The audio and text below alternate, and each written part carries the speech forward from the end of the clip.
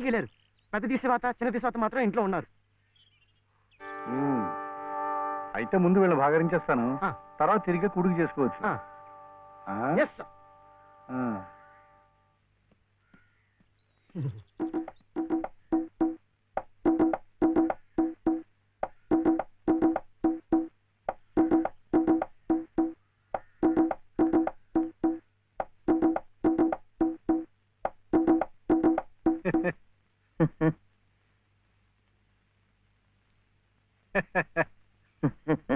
ఆహా, పెదవులు మీ చిరునవ్వు, పేరు శివుడు, పెట్టినవి పంగనామాలు. శివాయ విష్ణురూపాయ శివరూపాయ విష్ణవే. తప్పు, ముష్టివాడు ముష్టివాడైతే బొగ్గులవి ఇంత లావుగా ఉండవు. తిండి లేకుండా ఎండిపోయి ఉంటాడు. కూర్చోండి. ఏమిటి బాబు, నీ చెయ్యి మీద కూర్చున్నానా? చీర. చీర మీద కూడా కూర్చున్నానా? లలిత చీర. లలిత చీర? ఆహా, మనిషిలాగే చాలా లలితంగా ఉందయ్యా. ఏమిటక్కడ కనిపించరు? లలిత గారు లేరు. లలిత గారు ఉద్యోగానికి వెళ్ళారు.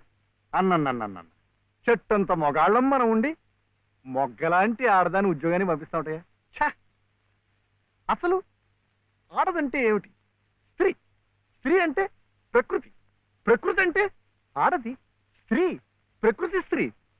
అటువంటి స్త్రీ స్వరూపాన్ని మన ఇల్లు కాదని అర్థమైన గడపలు తొక్కిస్తా ఉంటాయా? చిచి చిచి చిచి. ఏమయ్యా, ఈ విషయం వినగానే మగ పురుషుణ్ణి నా తలే కాళ్ళ దాకా వెళ్ళిపోయింది, మరి నీ తల ఎక్కడి దాకా వెళ్ళిపోయిందో నాకు తెలియటం లేదు.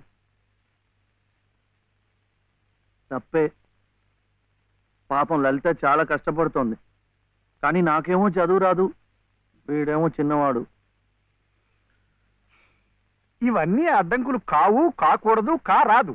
మగాడి ఏకైక లక్ష్యం ఆడదాన్ని పోషించడం, ఆ ప్రకృతి స్త్రీ ఆడదాన్ని సుఖపెట్టడం. ఇది నా థియరీయే కాదయ్యా. ఇంగ్లీష్ వాడు కూడా దొరసానమ్మల్ని పోషించుకోవడానికి బెగ్, బారో ఆర్ స్టీల్ అన్నాడు. బెగ్ ముష్టెత్తుకో, బారో అప్పు చెయ్యి. మళ్ళీ తీర్చలేం కదా. వద్దు, అందుకే స్టీలు దొంగతనం చెయ్యి. కరెక్ట్, అందుకే ముష్టి బెస్ట్ అని ఫస్ట్ ను పెట్టాడు. తప్పు, ముష్టెత్తుకోకూడదు. కుర్రవేళకి అర్థం కావటం లేదు. పసజ్ఞానం. ముష్టెత్తుకోవడం తప్పు లేదనమాట. ఇప్పుడు ఇప్పుడు ఇప్పుడు నాకు ఇచ్చావయ్యా. మీరు కూడా నాకు చాలా నచ్చారు. అయితే మీరు బాబుని చూసుకోండి, నేను వెళ్ళి ముష్టెత్తుకోమ్మా. సత్తు ఉన్న నిన్ను చూస్తే సత్తు పావలా కూడా వాళ్ళు వెయ్యరయ్యా. నీతో ఈ పసివాడిని తీసుకెళ్ళావనుకో, పాపం పసివాడిని 10 రూపాయలైనా ఇస్తారు. Child sentiment.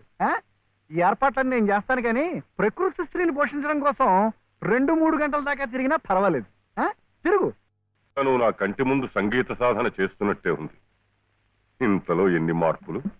శృతి తప్పకుండా ఆ రాముణ్ణి గానం చేసే నీ బ్రతుకు ఆ రామాలయంలోనే ఈ మలుపు తిరిగిందంటే అంతా భగవదీచ్ఛ. అంతా మన మంచికే జరిగిందమ్మా. బాబు కులాసాగా ఉన్నాడా? ఎక్కడ? ఆయన దగ్గర వదిలేసి వచ్చాను. మాస్టారు, మీరు నేర్పిన సంగీతమే నాకు ఉపాధి కావాలి. నువ్వేం కంగారు పడకమ్మా. నాకు తెలిసిన 4-5 ఇళ్లలో నీ సంగీత పాఠాలు ఏర్పాటు చేస్తాను, సరేనా? శివయ్య అర్ధరాత్రి దాకా ఇంటికి రాడు. నువ్వు ఒంటరిగా ఉన్నావు, అందంగా ఉన్నావు, నేను ఒంటరిగా ఉన్నాను, ఆకలిగా ఉన్నాను.